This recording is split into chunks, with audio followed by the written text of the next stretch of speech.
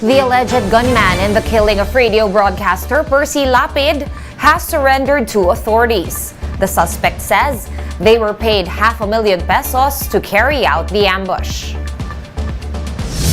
The health department confirms the detection of 81 cases of the XBB subvariant, the Omicron subvariant responsible for the uptick in COVID-19 cases in Singapore.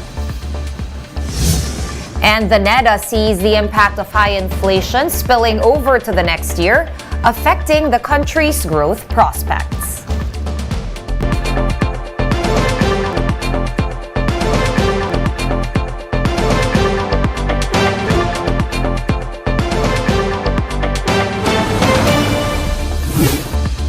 Fast, focused, and fearless. Here's a roundup of stories we're watching now. I'm Sean Yao. The Marcos administration sees tempered economic growth next year on the back of high inflation.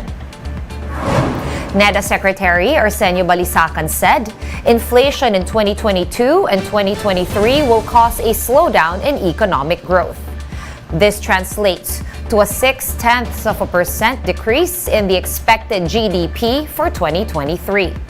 The Socio-Economic Planning Secretary noted that the country's trading partners falling into recession would result in weaker demand for Philippine exports, investments, and tourism. Aside from that, the Bangko Central's series of interest rate hikes will also hamper the country's growth prospects. The Department of Agriculture has asked importers to commit a portion of their sugar allocation to be sold through the government. Importers were asked to commit 10% of their sugar allocation for the DA. This supply will be sold at 70 pesos per kilo in Kadiwa centers and DA offices in Quezon City and Bacolod City. The department has been meeting with stakeholders to come up with the suggested retail price for sugar, while the country awaits additional supply from both domestic and international sources. And transport groups are batting for a jeepney surge fee for rush hours to offset the rising cost of fuel. Here's the report. As prices of fuel continue to skyrocket, many PUV drivers have yet to feel any relief from the approved fare hike increase.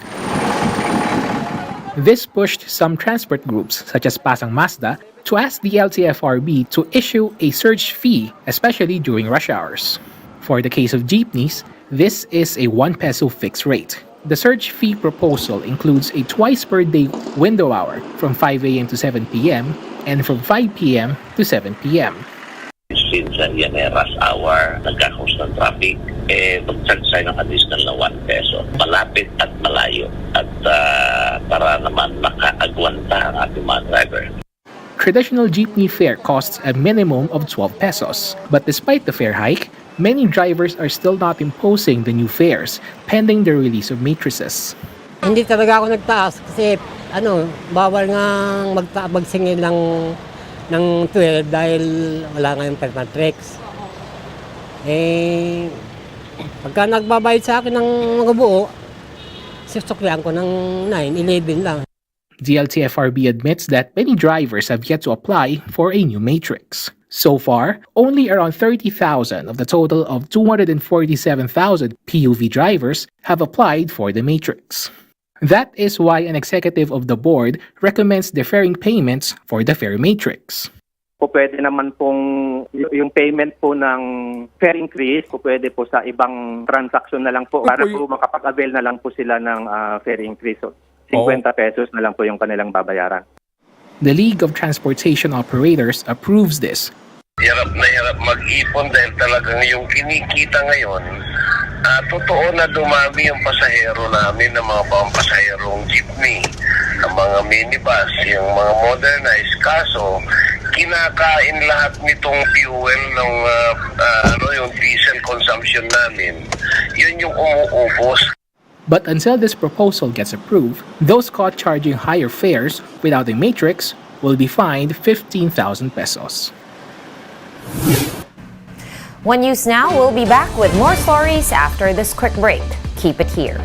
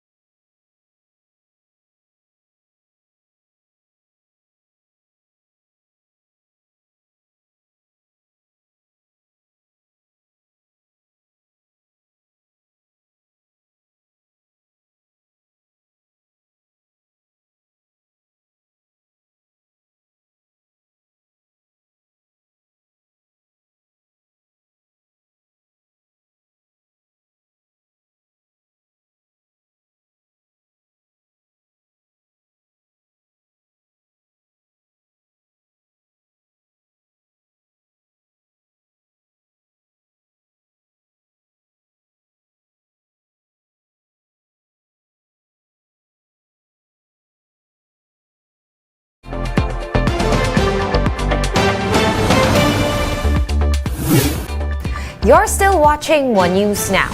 I'm Sean Yao. The suspected gunman in the killing of broadcaster Percy Lapid is now in police custody. Brian Castillo with that report.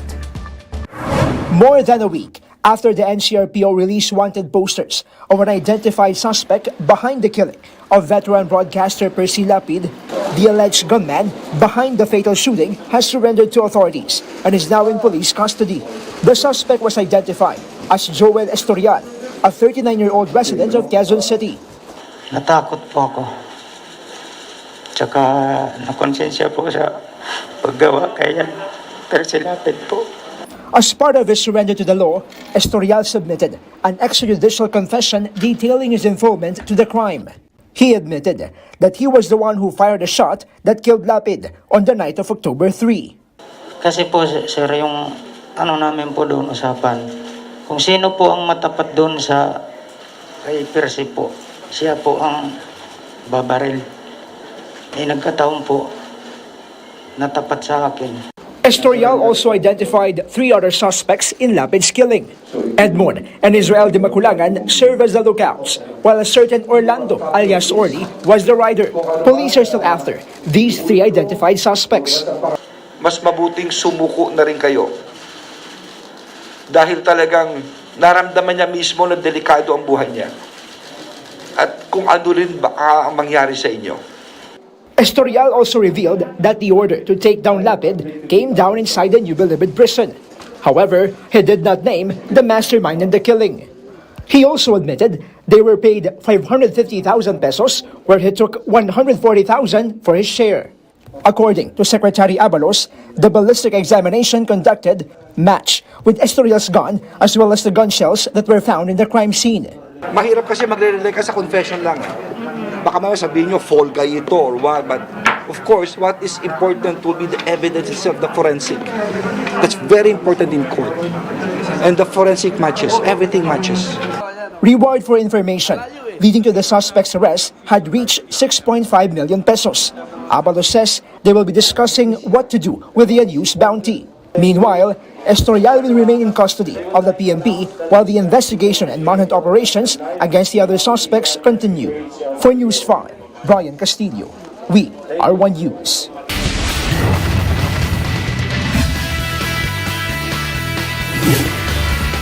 It has been confirmed that Junmar Fajardo is not playing in the 4th window of the FIBA World Cup Asian qualifiers. Fajardo recently had throat surgery, sidelining him for the next 4 weeks. The 6'10" basketball star had been present in Gilas practices up until his injury. The 6-time PBA MVP has not played in any game of the FIBA Asian qualifiers, and his last stint with the national team was at the SEA Games in Hanoi back in May. Let's now take a quick look at today's other top stories. The infrastructure damage in northern Luzon from Typhoon Neneng has hit over 80 million pesos. Over 100,000 people were affected by the typhoon. The health department has detected 81 cases of the XBB subvariant in the Philippines. The rise in COVID-19 cases in Singapore has been attributed to this Omicron COVID subvariant. Malacanang has declared October 31st as a special non-working holiday. The palace said this is in order to give Filipinos a long weekend ahead of November 1, All Saints' Day. A no-work, no-pay policy is in place during non-working holidays, while employees who report to work on that day will be paid an additional 30% on top of their daily rate. For more updates, visit News 5, The Philippine Star, and Business World online. Visit our website, onenews.ph, for more in-depth analysis. You can also catch One News on Signal Play. Register for a free account at www.signalplay.com and stream One News Live anytime, anywhere. I am Sean Yao. We are One News.